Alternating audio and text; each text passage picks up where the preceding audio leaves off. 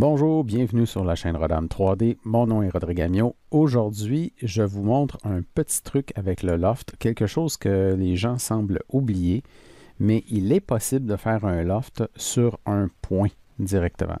Donc ici, j'ai fait tout simplement 3 objets pour vous montrer la flexibilité de ça et les limites aussi à un certain niveau. J'ai un cube, un cylindre et un objet qui est irrégulier ici. Et j'ai tout simplement créé un plan de construction plus haut sur l'axe des XY et j'ai fait 3 points qui sont plus ou moins vis-à-vis ma pièce. À partir de ce moment-ci, je peux créer des lofts vers ce point-là à partir d'un objet. Donc si on prend l'exemple du cylindre ici et que je m'en vais chercher la fonction de loft, je peux choisir le point comme premier profil et ensuite de ça, je choisis la surface de mon cube. Et là, on va avoir différentes options ici. Donc, on voit qu'on peut créer un cône très facilement. Ici, comme le point est désaxé, bien, mon cône est désaxé par rapport à la position de mon point.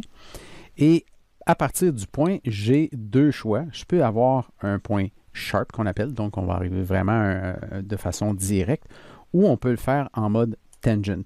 Et là, on va avoir une espèce de bulle. Qu'est-ce qui est tangente? C'est-à-dire, ça va créer une espèce de parabole. Et on peut même ajuster ce qu'on appelle le tangency weight. Donc, je peux décider de réduire ça. Donc, à 0, je me retrouve à avoir un point dessus.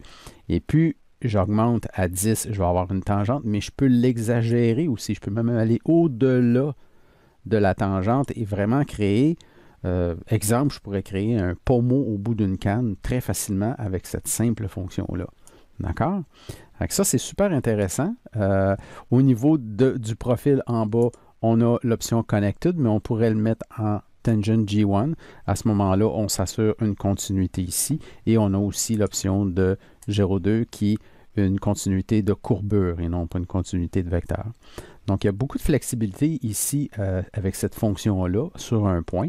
Et une fois que mon loft est créé, ben, je peux toujours retourner sur mon point de sketch et le déplacer. Et là, je vais avoir un update qui va se créer. Donc, si je prends le point ici et que je le déplace dans l'espace, ben, tout s'update de façon automatique. Vous aurez compris que cette possibilité-là peut se faire à partir d'un cube aussi. Donc, on va avoir exactement le même principe. J'ai mon profil ici. Je choisis ma pointe. Donc là, ici, je me retrouve à avoir une pyramide. Et là, je peux décider que la pointe est un point tangent. Donc, on va avoir une espèce de pyramide à la base, mais ici, tous nos points sont en tangente. J'ai encore une flexibilité ici au niveau du tangency weight qu'on appelle.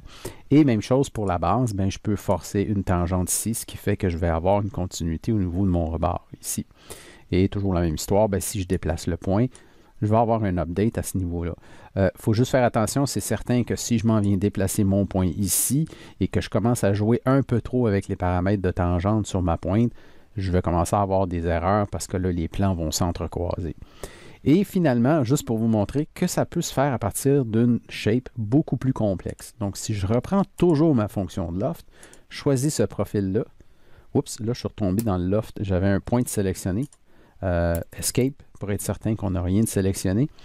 Je reprends mon loft ici, je prends ce profil-là et je choisis le point. Et on a exactement la même chose, mais là, on suit tous les profils de cet objet-là. Et on va encore le même choix de pouvoir faire un tangent au niveau du point. Et là, tout de suite, j'ai une erreur. Pourquoi? On va essayer de réduire peut-être le weighting ici. Non, j'ai une erreur. Donc, il faut faire attention. L'erreur vient probablement ici.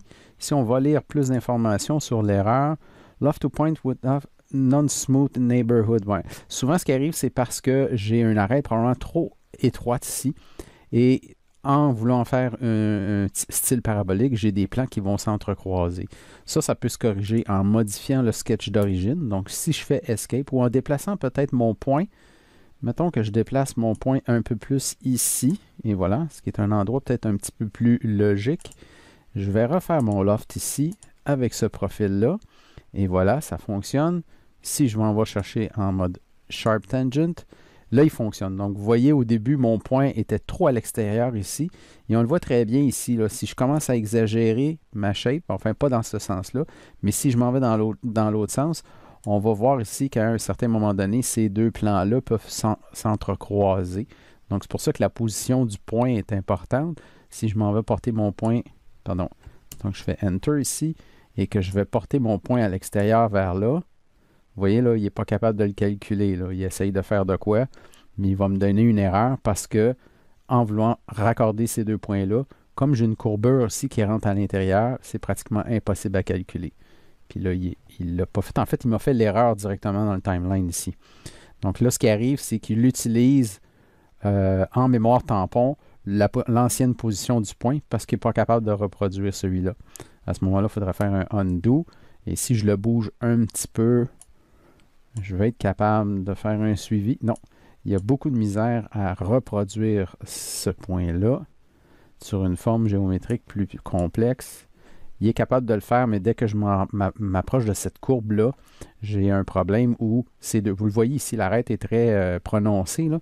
Donc, plus je déplace mon point là, plus cette arête-là se prononce. Puis à un moment donné, les deux plans s'entrecroisent et c'est là qu'il donne une erreur. En fait, tout ça pour dire que vous aurez compris le principe. Donc, c'était tout simplement une petite vidéo très, très, très court, juste pour vous rappeler qu'il y a possibilité de faire un loft sur un point directement à partir d'une surface.